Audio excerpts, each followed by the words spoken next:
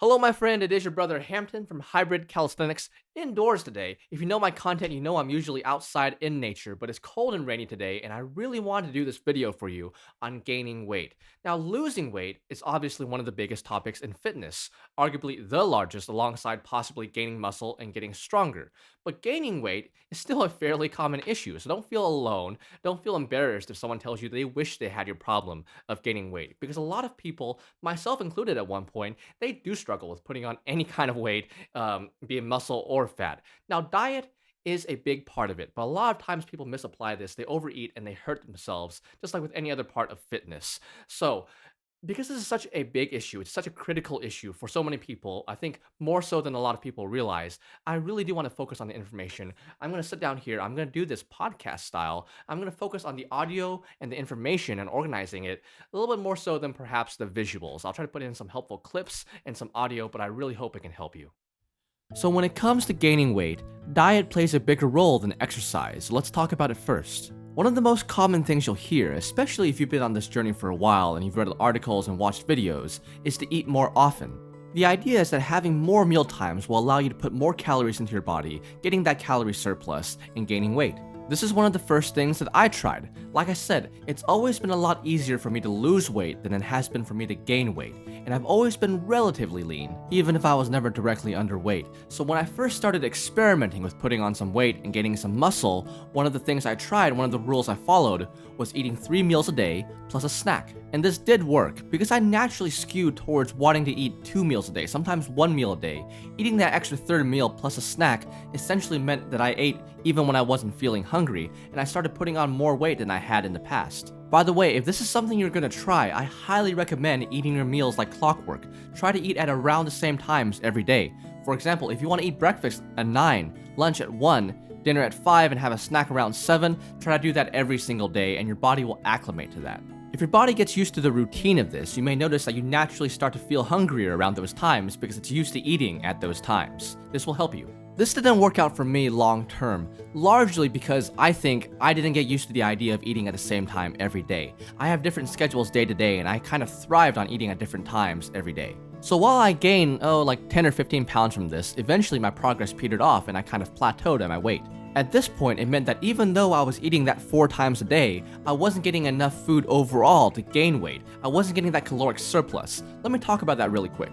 A caloric surplus is when we consume more calories than we expend. Eating at a caloric surplus is a requirement if you want to gain weight. In the traditional sense, anyway. I guess you can install robot arms on yourself and become a cyborg and gain a lot of weight. But other than that, no, you need a caloric surplus to gain weight. Now, this may confuse some people because every once in a while you'll see a dietitian or a medical professional say they have a client who's eating at a caloric surplus and not gaining weight, or eating at a caloric deficit and not losing weight. This is often more implied than explicitly stated. In my opinion, this is always a misunderstanding on someone's part. Eating at a caloric surplus, by definition, means you will gain weight. Eating at a caloric deficit, by definition, means you will lose weight. It's just what the terms mean. I compare a caloric surplus to saying you're pouring more water into a cup than you're drinking. You're going to end up with more water. So for those of you watching this and saying that you've been eating at a caloric surplus and not gaining weight, you are not actually eating at a caloric surplus. Now, this doesn't mean I don't think there are other factors at play. There's a ton of other factors. For example, there's a variety of medical conditions that can inhibit you from eating at an actual caloric surplus even if you're eating a lot of food. My goal definitely isn't to shame anyone or cause any arguments, but I just wanted to get that misunderstanding out of the way. With that in mind, if eating the 3 meals plus a snack isn't working for you, you're just not gaining weight, it is helpful to know how many calories you're actually eating and how many you need. Now, the app I used to calculate and track that was called MyFitnessPal. Now, not everyone likes it. I'm aware there's some controversy behind it, but it was very handy for what I needed. It was especially helpful because it could add up the macronutrients and the calories behind foods, even if I didn't already know them. For example, they've already calculated the calories for many popular meals from popular restaurants, and there's a barcode scanner in case you're eating food from a package. The downside of all of this is that it did seem to promote some overeating for me. If you've been underweight for a while and you've been wanting to gain weight for many years, it can be very tempting to hit that gain 1 pound a week option. While I was gaining weight, in order to meet my daily caloric goals, sometimes my stomach would hurt after eating from eating too much. Now, you could argue that's because I wasn't tracking properly or I wasn't allowing enough time between my meals, but this is how it ended up for me, so it's something for you to keep an eye on. I also put on some fat during this time. It definitely wasn't all muscle. Again, I naturally skew relatively lean, but this was still a higher body fat percentage than I've been in any of my adult life. Fun fact though, in this photo, my BMI was actually overweight by some scales, so take BMI with a grain of salt. Now, in late 2018 and 2019, I lost a lot of weight for me. Again, I'm not very heavy, so a lot of weight for me was 25 or 30 pounds. There wasn't anything physically wrong with me at the time, but at that time my mom had gotten sick and I was taking care of her full time and I just didn't feel like eating as much. So when I first started doing videos for Hybrid Calisthenics, that was actually the lightest I had been in quite some time. And the reason I bring this up is because I had this opportunity to regain my weight in a different way. And what ended up working really well for me is something that's not commonly used when people are trying to gain weight, and that's intermittent fasting. Now, just like when we were talking about the caloric surplus, I want to talk a little bit about intermittent fasting because there's a lot of misconceptions about it, and some people love it and others really don't like it. Now, if you don't know what it is, the definition of intermittent fasting can be a little bit vague. Essentially, you're including a time window during your day where you consciously don't eat, and a time window during your day where you do eat. For example, you could choose to not eat anything from the hours of 9 p.m. and noon the next day. So you would eat between 12 p.m. and 9 p.m., and this would be a 15-9 fast, or 15 hours of fasting and 9 hours during which you can eat your meals. And of course, you're including the time when you're asleep.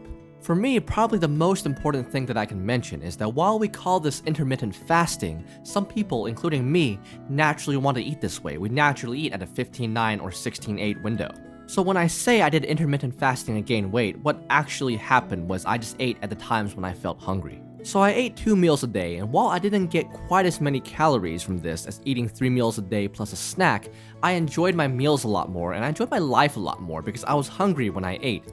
It's interesting and relevant to note that while intermittent fasting is usually associated with having 2 meals or skipping breakfast, you can still eat 3 meals during your time window. To use our previous example, if you ate at 12, 5, and 9 p.m., this is still a decent amount of time between meals, and you can usually get more calories this way. Again, I naturally only want to eat about 2 meals a day. However, this year I went on vacation with my girlfriend's family, and during this time I ate 3 meals a day because that's what they did. And the meals were actually similar to what I was talking about before. I think it was 12, 4, and 8 p.m. usually. And during this time, I put on a lot more weight than I usually do. I usually lose weight during vacations. And the reason I bring this up is that if you're actively trying to change your routine or your habits, sometimes a good method is to hang out with other people and adapt to their routine. And I still gain weight at a 16-8 intermittent fast. And if you like intermittent fasting or you're okay with it, but you're wondering why I'm bringing it up in a video about gaining weight, it's because I want to show and share with others that you can gain weight on intermittent fasting, especially if you like it. And although I was eating fewer meals, 2 meals a day, I was a lot hungrier when I got to those meals and I could eat a lot more food, which is super enjoyable for me.